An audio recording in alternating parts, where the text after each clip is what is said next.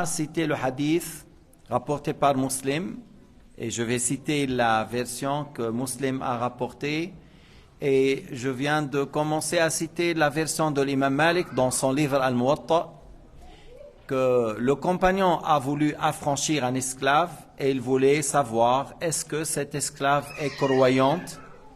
Alors il a dit, il l'a ramené chez le prophète alayhi salatu wassalam. Sayyidina Muhammad a dit, est-ce que tu témoignes qu'il n'est de Dieu qu'Allah?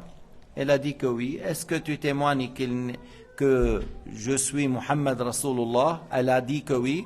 Alors il a dit, libère-la, elle est croyante. بهذا الحديث يفهم أن إذا واحد أراد الدخول في الإسلام وهو يصعب عليه أن ينطق بعض الأحيان بعض الحروف، فقلت له أتشهد أن لا إله إلا الله؟ فقال نعم.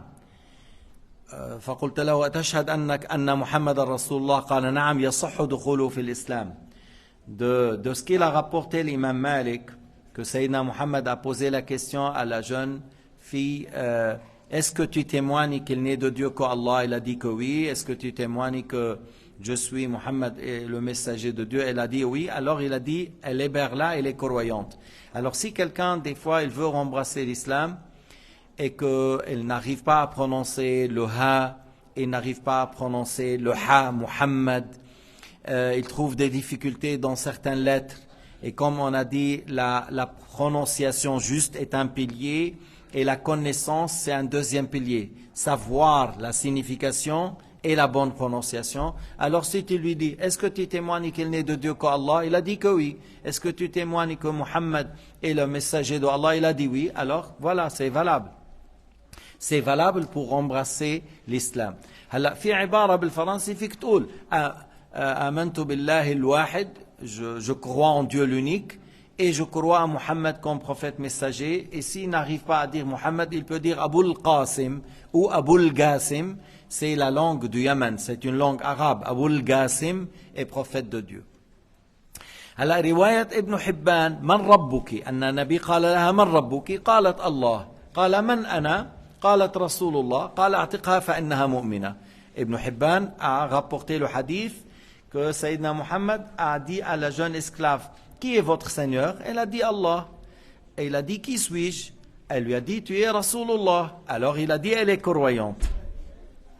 هلا يبقى الرواية عند مسلم وبعض الأحيان الراوي قد يروي بالمعنى. الراوي يروي بالمعنى.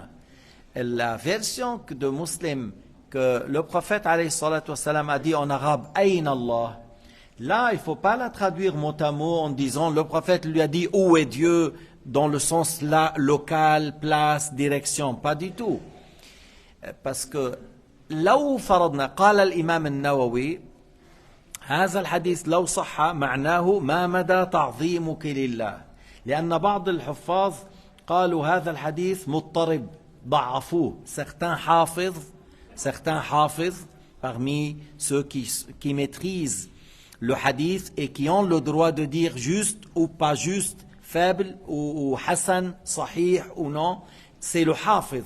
Et certains ont dit il est muttarib du fait qu'il a été rapporté par plusieurs versions. Si tu prends l'apparence de ces versions, tu ne peux pas les dire qu'il est juste si tu prends l'apparence. Maintenant, si tu interprètes et tu dis que le prophète a dit alayhi salatu wassalam aïna, dans le sens à quel point tu glorifies, à quel point tu glorifies Dieu. Alors il a dit fis sama.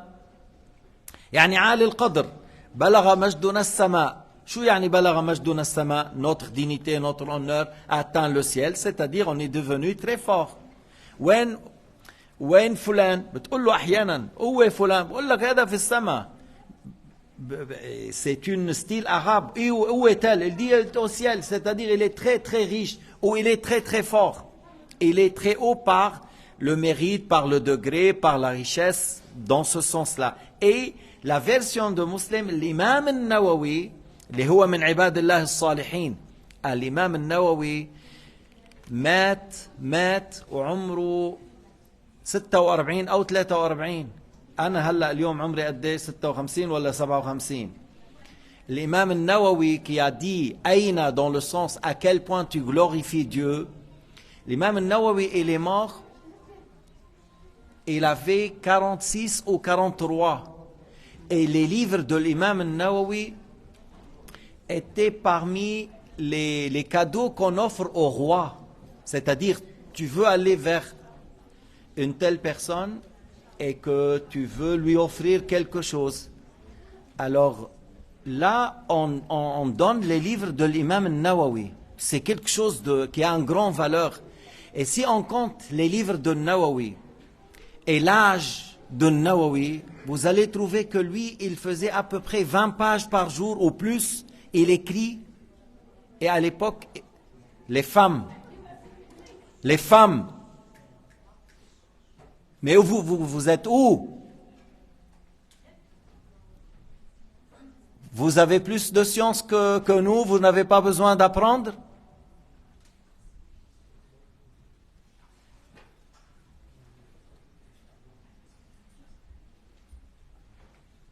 Vous n'avez pas de respect pour la science? Ou vous n'êtes pas éduqué à respecter les séances de science? Parce qu'on dirait comme ça, mais ce n'est pas comme ça en Afrique. En Afrique, j'ai été là-bas des milliers, en donnant une leçon, ils restent calmes, ne bougent pas, des milliers. C'est là où l'Afrique, on disait des gens, l'Afrique là, ils sont arriérés. Mais ils respectent la science et les savants. Nous, on vit en Europe. Des fois, on veut faire comme les Européens.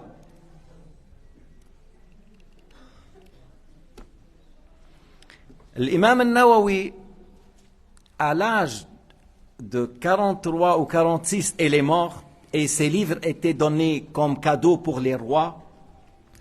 On rapporte que lorsque il n'y avait plus de lumière, la lampe à essence s'éteint, Allah Ta'ala lui donne la lumière par le pouce.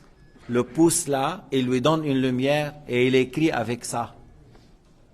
Il y avait quelqu'un qui a critiqué Nawawi, كان إنسان يطعن فيه.